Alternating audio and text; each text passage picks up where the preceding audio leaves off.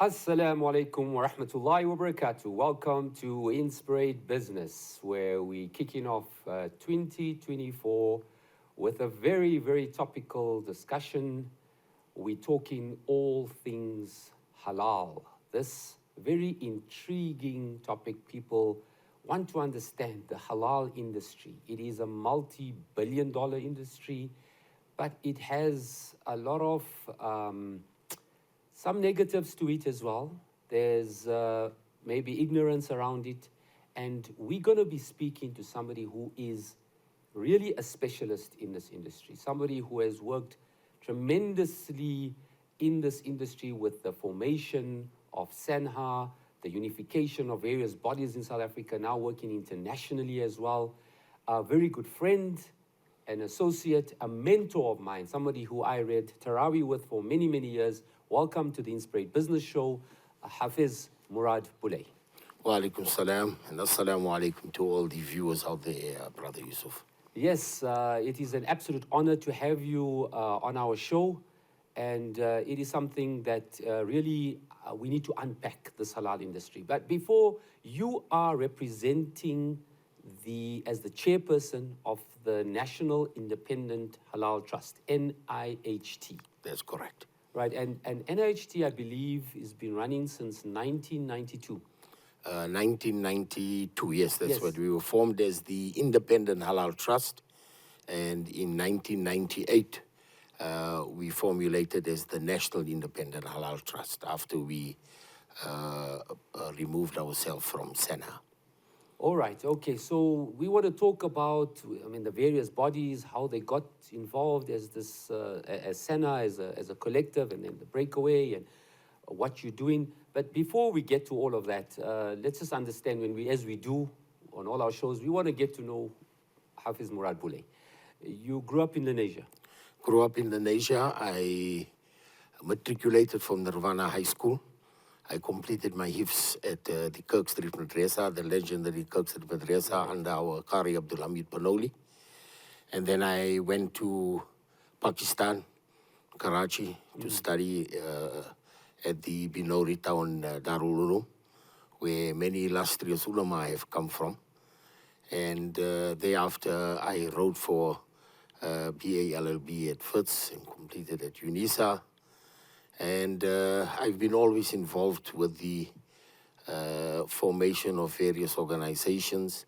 I've been involved with the halal industry for almost 38 years now, from my time coming out of school and varsity, bearing in mind that my father, my late father, Allah be pleased with him, Ameen. he was the founder of the WITS Muslim Butchers Association, the WMBA, way back in the 60s. And at that time, they were the sole controller of halal, because in those days, obviously, the only thing that people looked forward to halal was the meat. They never look at the different aspects, like how we got it today and all the various different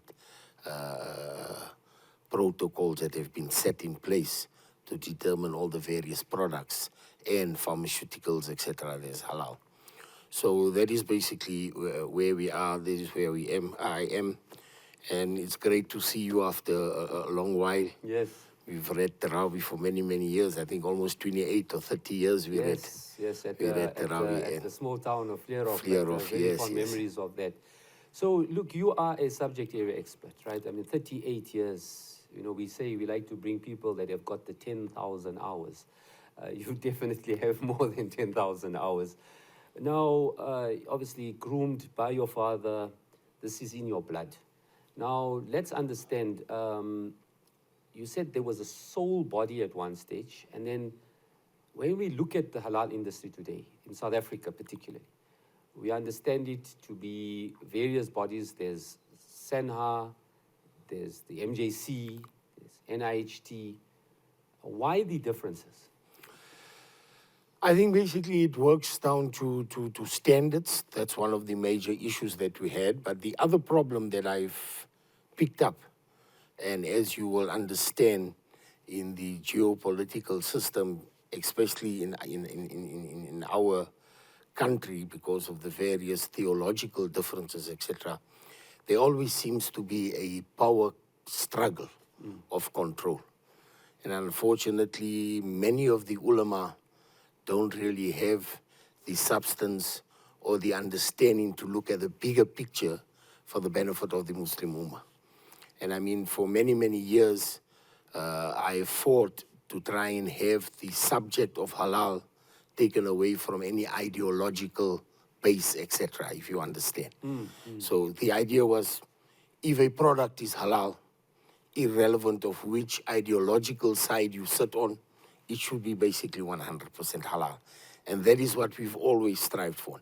The very formation of Senha was that, to try and bring in all the different components, the business component, the ulama component from across the divide, the two different ideological sides. And that was the idea of Senha. We set that up to try and overcome, that obstacle for the benefit of the Muslim Ummah. But alas, as we understand today, we now basically, because of the power struggle that we have, and unfortunately we're now into a situation whereby we have this little bit of different bodies. But in a way also it's good, because sometimes they say there's, in diversity you can find unity. So we have difference of opinion.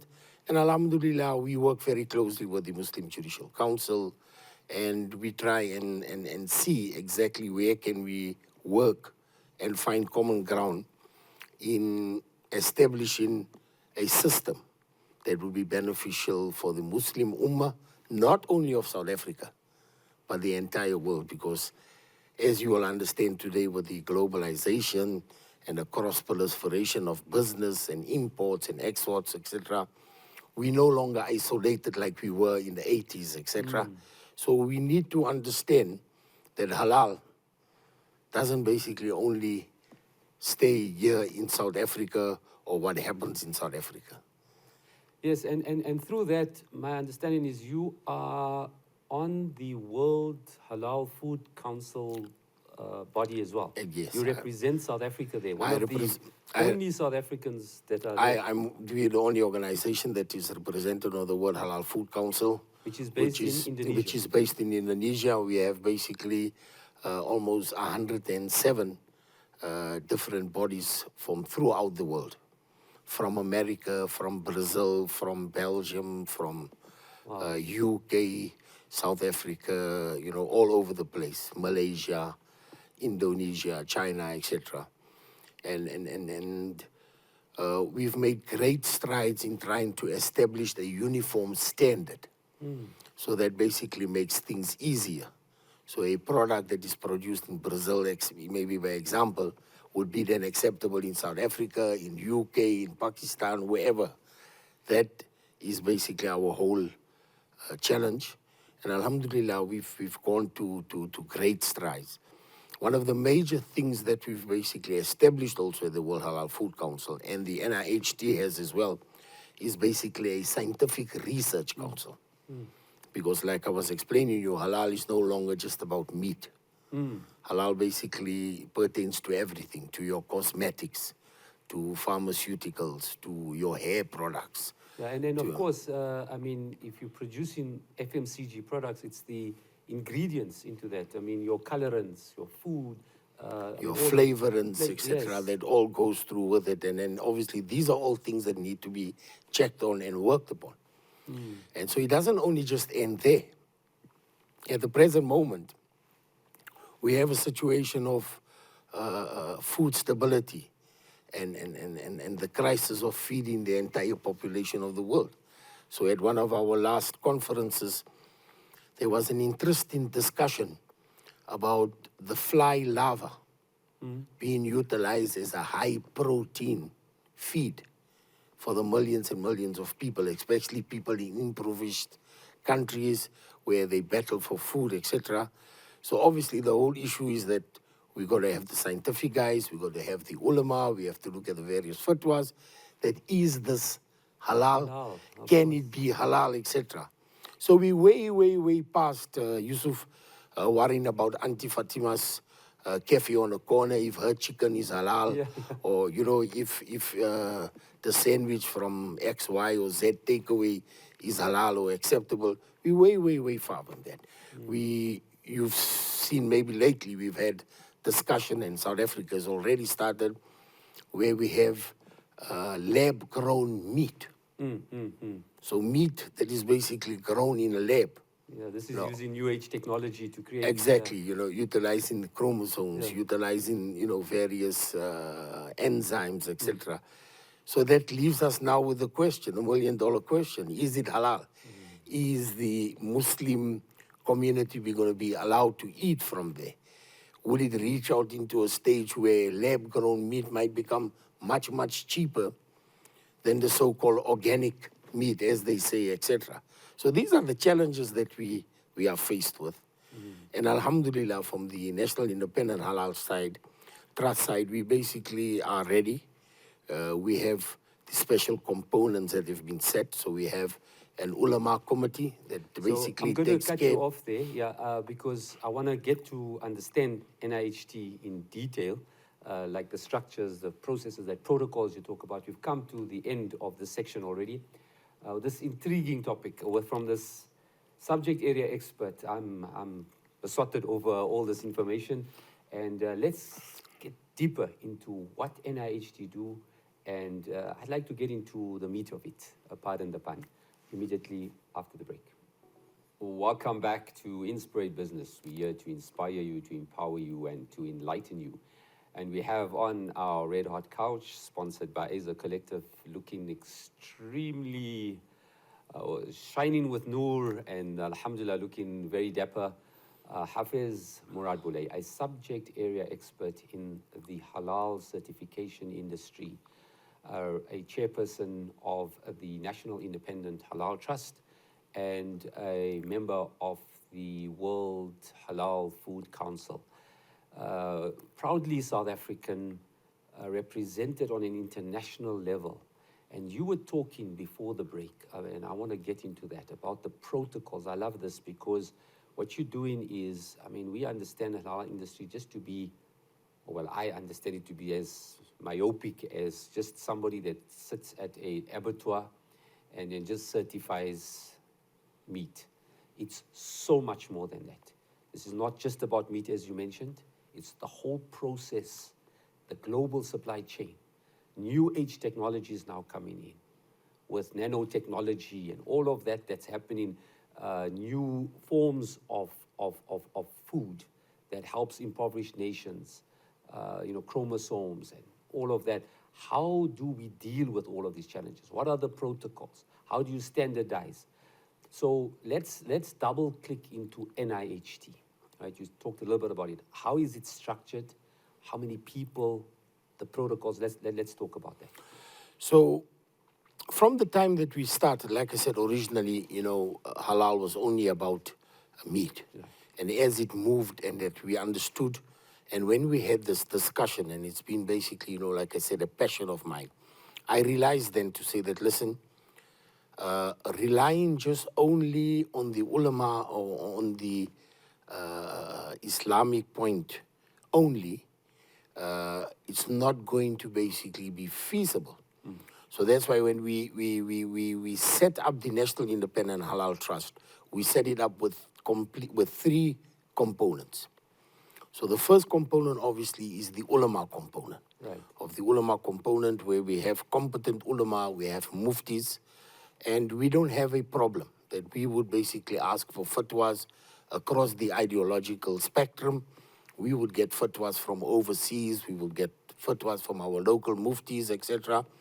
Then have a sit down and look and understand the perspective from an Islamic view. We then obviously have the management committee. So the management committee is basically utilizing all the other sources and resources that we have at hand. Businessmen, legal aspects, guys in the auditing field, guys from the various experience like myself, etc. Professionals and that.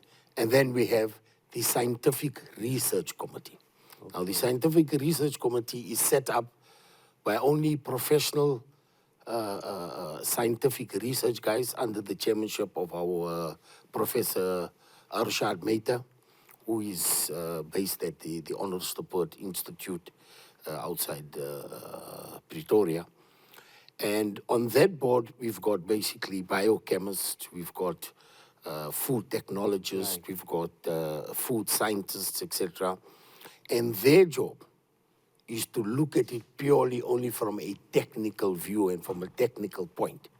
So we understand that at the end of the day, that the issue of halal is no longer just only, like you famously said, a guy sitting by the abattoir and looking at the meat or how it's being slaughtered.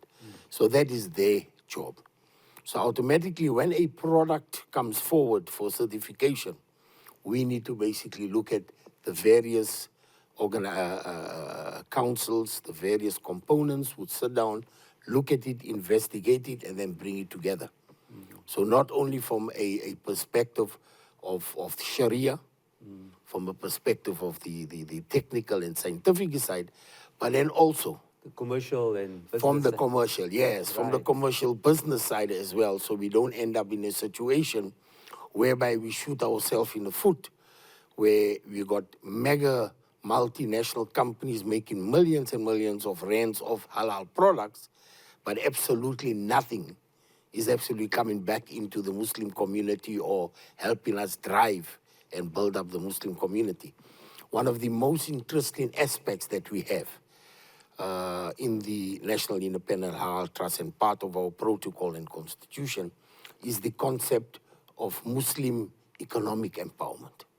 Like we have the BEE, we have the MEE. So at tertiary level, at retail, etc., we will certify only Muslim-owned products. And we will only certify Muslim-owned stores. Hence, you will have a situation whereby you might have Nando's, etc., where technically maybe quite a few of them would be halal. But we would only issue certification to the Muslim-owned stores. And the idea behind that is simple, that if Mr. John Smith owns a store, let's say, for example, in Lenasia, and he makes tons and tons of profit out of the people and the Muslims of Lenasia, at the end of the day, nothing really gets plowed back into the community.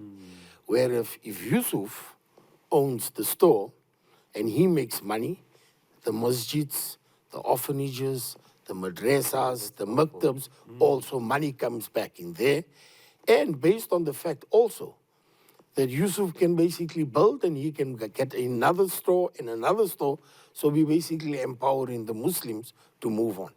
I mean, I just want to divert slightly. We all been talking about boycotts, Yes, etc., over this last situation with what's happening with our poor brothers in Palestine.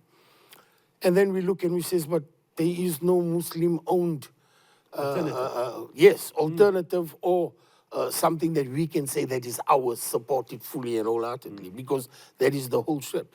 So the idea also, Yusuf, understand, is that we can't continue being a group of corner shop owners. We need to start diversifying. We need to start moving forward. We need to start understanding dynamics of economy, etc. I mean, a good example we'll understand today is that look at the industry that a handful of Jewish business control practically everything in every country. Yes. How is that possible? You understand? So it's about time that we take the step and we move forward and we look at all these various aspects. So coming back again is that the three components work very closely together and basically make sure that everything is done professionally and done through a level. Also, the NIHT is one of the few, or I think at present, the only certifying authority that is ISO 9001, ISO 17065 accredited and certified. So the issue is no longer just of basically being a certifying authority. You need to ensure that your entire system, your Processes. the processes, etc. Yeah. Everything. Like for instance, I give you an example that all our auditors, we now no longer call them inspectors, they are auditors because they go to plants and they audit the plants. So all of them have done the FFC 22,000. All right, yes. So that's the food safety and Yes. security certificate, Yes, all of them. yes, yes. So their job is no longer only just to check halal. Of course. They now need to look at food safety because tayyib and halal goes close together. Without halal, you can't have tayyib, and without tayyib and wholesome and pure, you can't have halal. And that is the reason why many a time we've had to refuse certification of certain industries or certain takeaways because they're not up to the standards of hygiene. Of health standards. Of yeah. health standards, Yes, exactly. So yes. that is the part of the situation that we need to move on. Presently, at the moment, the NIHT employs close on to 213 people throughout the country. Your head office is where? Our head office is based in Johannesburg, Lenasia. We have an office in Durban as well. We have an office in Cape Town. And then we have satellite offices in Port Elizabeth and in Kimberley as well. All right. To oversee the various inspections that needs to be done, bearing in mind that we certify over 1,000. And it's a entities. non-for-profit organization. We are a non-profit organization. The executive Yes. of the NIHT basically do this feasibility gratis. Myself personally, I don't get a wage, etc. All whoever works on the board, the ulama council as well, receive absolutely no wage or anything from there. They do it absolutely gratis, feasibility for the benefit of Allah. And all those that are employed, obviously they get remunerated from the National Independent Halal Trust. And look, we come to almost to the end of this segment, but I just want to touch a little bit. We've got a minute left. Your international presence, and we'll go into it in more detail, but just a little bit on your international presence. So we certify in many countries various products, etc. As NIHT. As NIHT. A couple of the products that would come to mind, which is Ferrero Rocher chocolates, we certify throughout the whole entire world. Are they based in Italy? Based in Italy, but they have plants all over the place. Right. In India, in Spain, in America, in Canada, etc. They have a plant here in South Africa as well. Kinder Joy is also there, isn't it? Kinder Joy as well. Nutella is also part of so that whole you guys group. are certifying? We basically certify that all. And there's a number of other products that we do. We do Kellogg's as well. Okay, so we've come to the end of this segment, and again, intrigued. It's so much more than what I thought. Like I said, I just thought it was, somebody sitting at an abattoir. But wow, fascinating. Let's get deeper into the discussion after the break. Welcome to Inspirate Business. We're talking all things halal, the halal certification industry. I've learned so much. We're talking of the NIHT, the National Independent Halal Trust, and we have its chairman, Mr. Moorad Booley, a very good friend of mine, somebody who I read Taraweeh with for many, many years, a mentor, and somebody I look up to, and a subject area expert, 38 years in the halal industry. Now, Moorad, you were talking about, as NIHT, the structure, right? Now, for the viewers, right, we are oblivious, naive. We go there, we just see a sign when you come to a place or you buy a product, and typical product, you buy at a store, biltong, take it around, and as long as you see a halal stamp, okay, I'm comfortable. But there's so much more to it. And then you hear horrific stories of when you actually find out what people are doing there. They may not even, sometimes here, there's not even Muslim people behind the certification. So I want to understand from NIHT, what would you spoke about your international work that you're doing, let's say at the Ferrero Rocher factory, or at an abattoir, or at whichever place. You talked about the protocols, the ISO standards that you comply with. You talked of the international protocols. How do you actually go about certifying? What are the various aspects? So one of the first things that the NIHT does is that we basically certify any product for that matter. We certify it holistic. That means from A to Z, we basically make sure that everything is covered. From the procurement, supply From the chain. procurement. So from the first thing, when we have an application, the first thing our applications department would do would basically sign a non-disclosure agreement with the company. They will then give us an entire list of all the ingredients. So we would go systematically. Our food technologists and our food scientists would go systematically through each and every ingredient, have a look at it, see if it passes and who it comes from, etc. That is checked. Then we look at the various processes, etc. Is there any additives? Is there any emulsions, etc.? Everything needs to be made sure that it's halal. We go on to the process of the machinery, etc. Is the oil being used to make sure that the machinery turns perfect? Is that halal or not? You understand? So that is the aspect. We look at the packaging, etc. So everything is checked. And once everything is above, if there's anything untoward, we would approach the company. We will ask them to reformulate, to say that, listen, out of the 20 that you've given us, 3 is a problem. They will then go back, see if they can get a halal source for it, reformulate, etc. And then we will sit down and make sure that everything is halal. Thereafter, we would go through the normal checks. We will have a look, etc. And then only would the product be basically, accepted as halal. We have a situation whereby our food technologists will then take random samples, which we will take to the lab, have it checked at the lab that it has nothing that is haram or something that's problematic. Once that is done and approved, then only will the product be certified as halal by the NIHT. So that is on the aspect of various products. Then we have the other aspect as far as meat and chicken, etc., go, which we regard as high risk. So on that situation, we make sure that we have Muslim supervisors, we have Muslim slaughtermen, and we have inspections done minimum at least every 30 days from our supervisors. So we have our auditors, which check on the supervisors. The supervisors are full-time at the plant, employed by the NIHT. And then we have the slaughtermen, who are there full-time as well.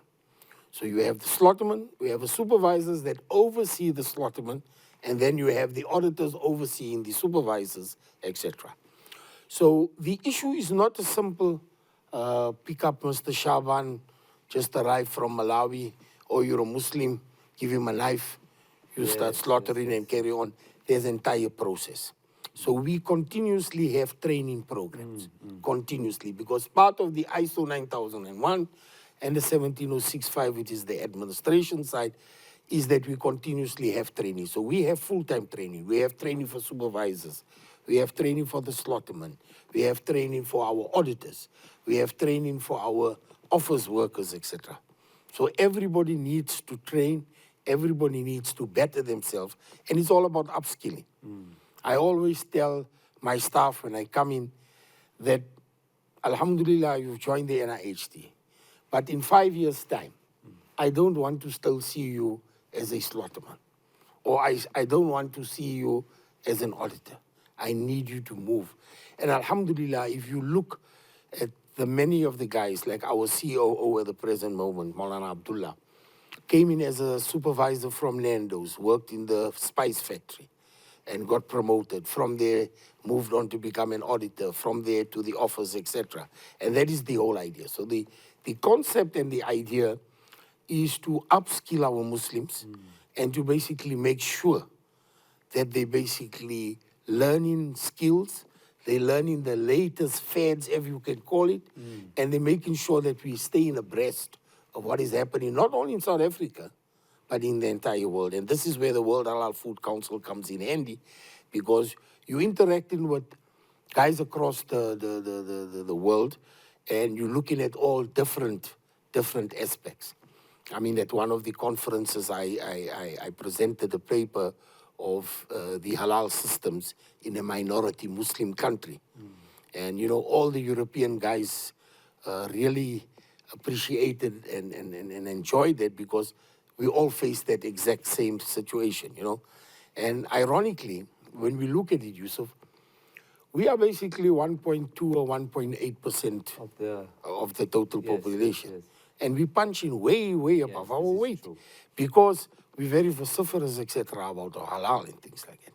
And that is why, you know, a lot of times people also, you'll see this controversy when, oh, when I go to Mecca, I don't eat because things are not halal because it comes from Brazil and it comes. I say, but we're not a Muslim country either. Yes. But our standards are basically there, and there's a lot of things. And ironically, like I said, we've been certifying, if you take the MGC certifying from 1948, you know, ourselves from the WMBA progressing into the National Independent Halal Trust from the 60s. Most of these guys here, the latest guys from Dubai, even the Saudi Food and Drug Authority, 2002, 2008. You know, so they've only just come into the play lately, but obviously they've brought technology with it. Yes. That is the difference. And one of our major aspects and problems that we have as an NGO is obviously the funds. You have like an organization like JAKIM, which is from Malaysia, but they are attached to the Department of Religious Affairs. Of course, So they have a predominantly Muslim country. Muslim country, and so they've got tons and tons of money, and their budget is enormous. Whereas we are always basically faced with this issue of budgetary constraints because we're between a rock and a hard place. On the one side, the Muslims of South Africa say, no, we must be professional, getting the right guys, getting the food technologists, getting the food scientists, getting proper Molanas, pay them a good wage, etc.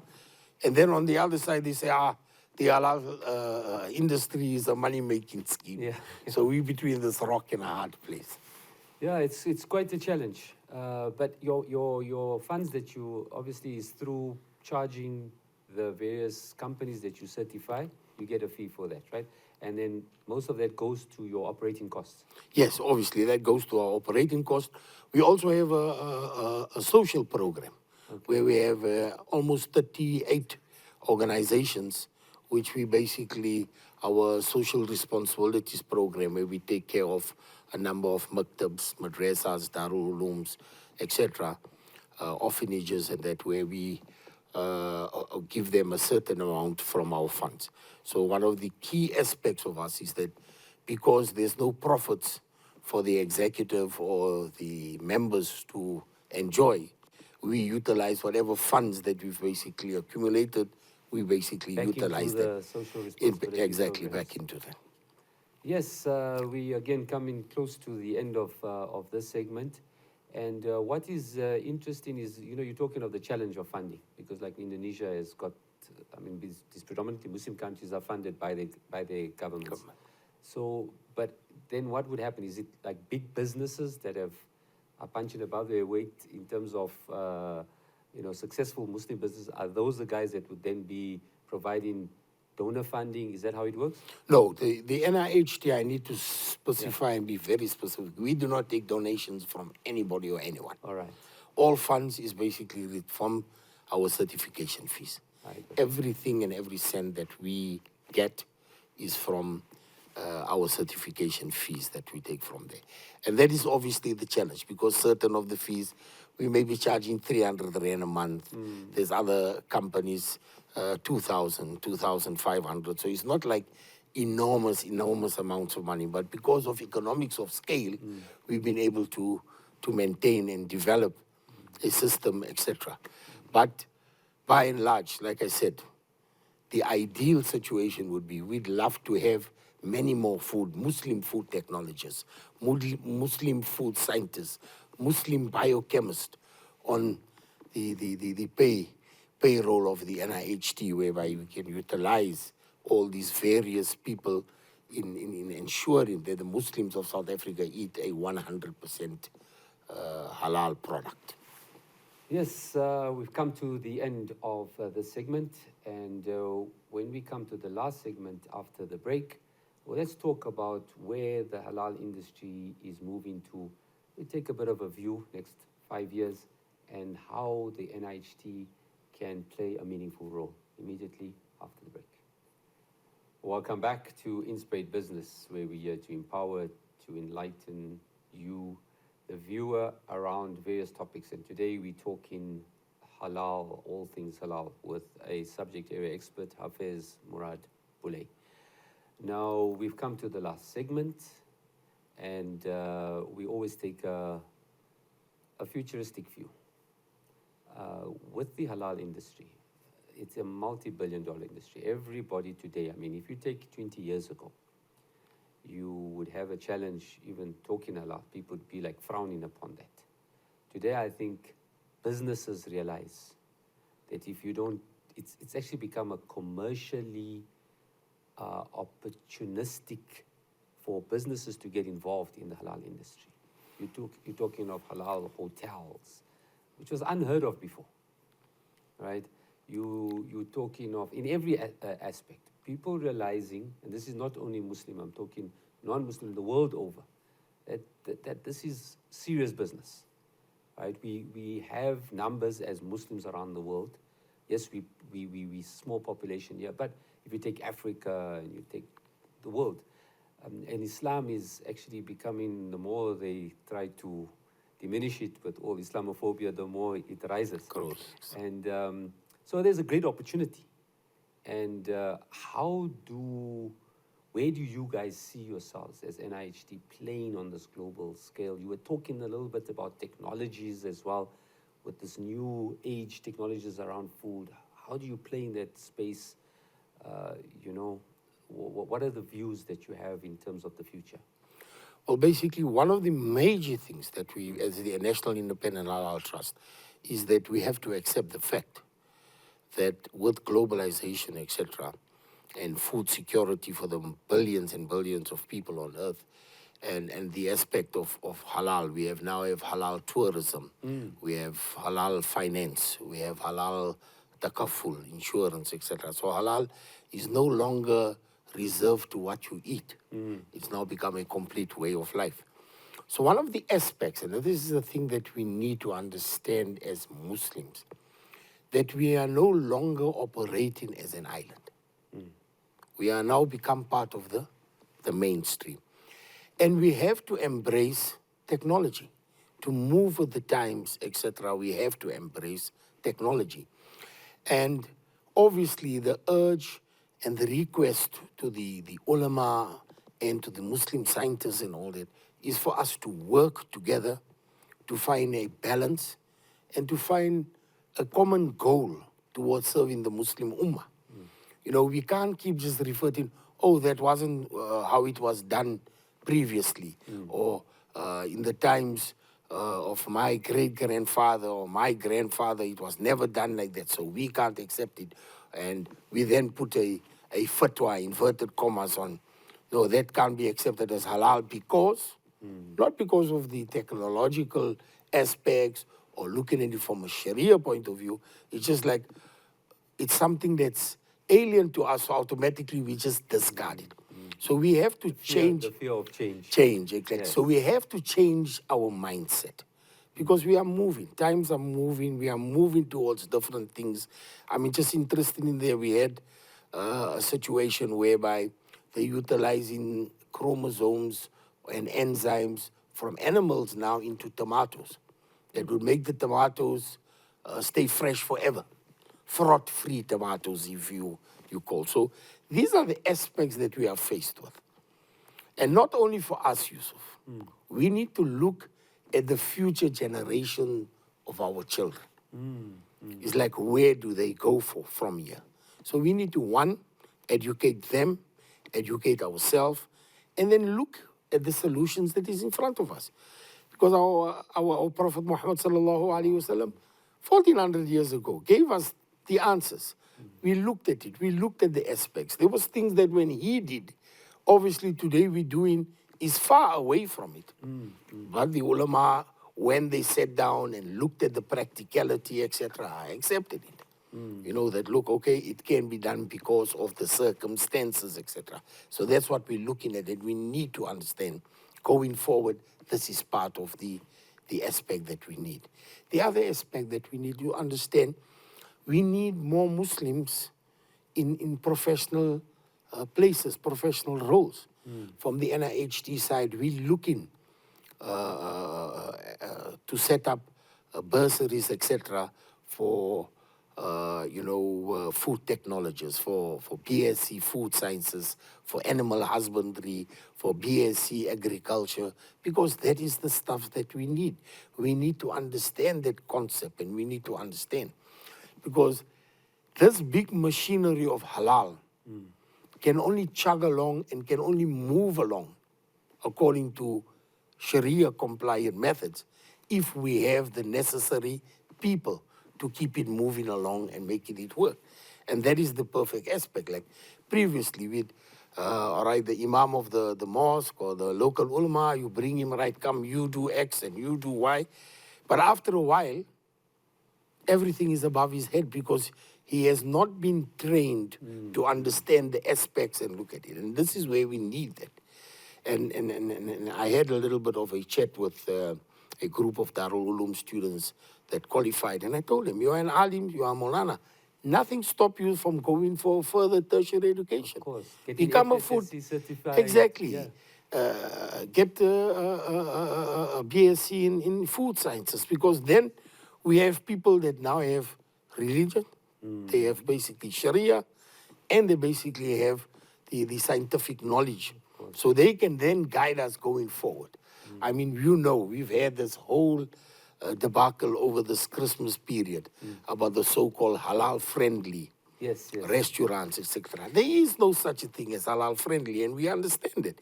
But it comes back down to education.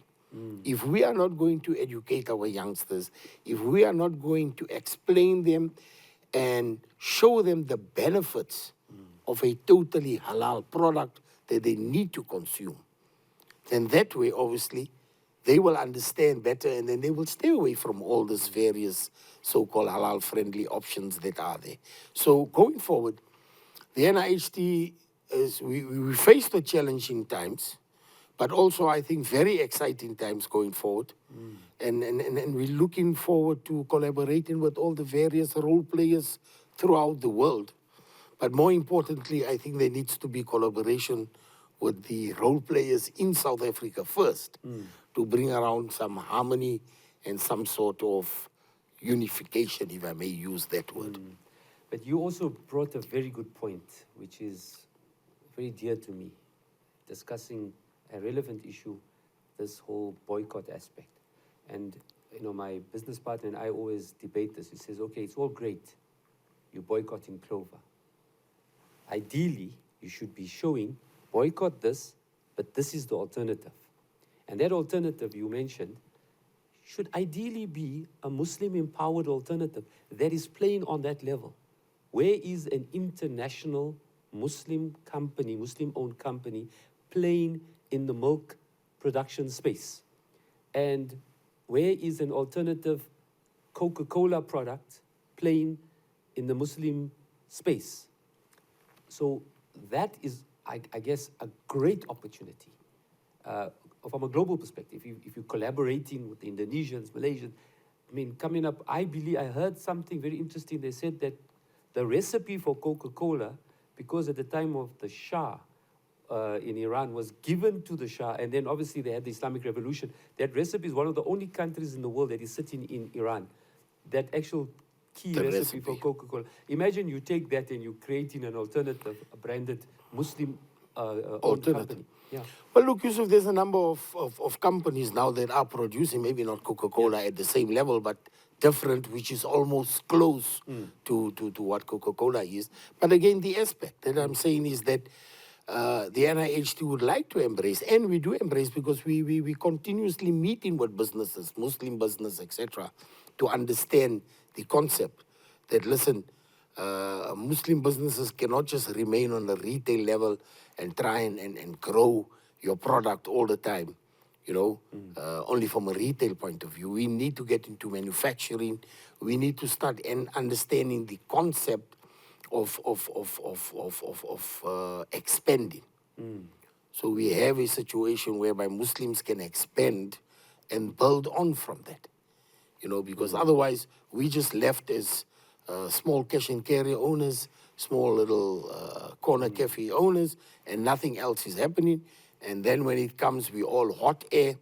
The minute that basically dies down, then we all back to square one again. Yes. And we've showed you that if we vociferous enough, if we stand as a community and we make the right type of noises, people sit and listen up. We've had the debacle with Woolworths. We've seen with Zara exactly what happens.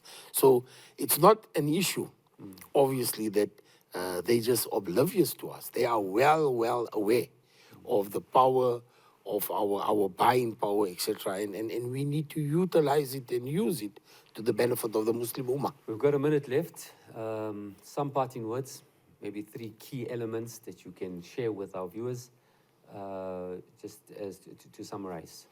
Well, obviously, Yusuf, I think part of this whole exercise is to basically educate the Muslim consumer, make them understand the importance of halal, and more important than anything else is to understand things properly and understand them in perspective before jumping onto the rumor mill and creating, you know, unnecessary.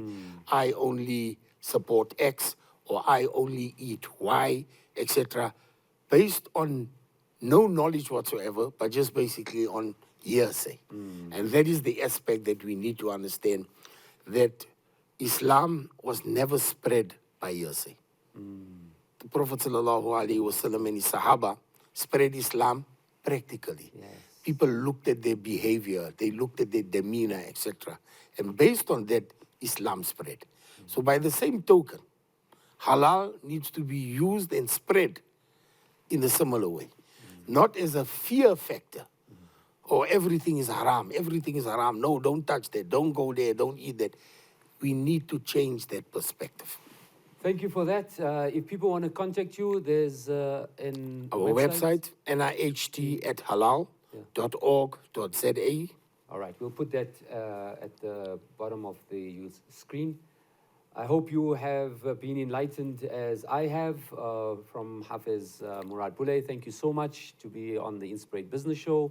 And we wish you all the best as NIHT as you navigate through this tremendous opportunities and challenges. And we wish you all the best for that. Jazakallah. Thank you for having us, Yusuf. And we hope maybe we have a few more segments with our scientific guys and our ulama committees, etc., to understand and get to grips of exactly how we operate. That would be great. Assalamu alaikum wa rahmatullahi wa barakatuh.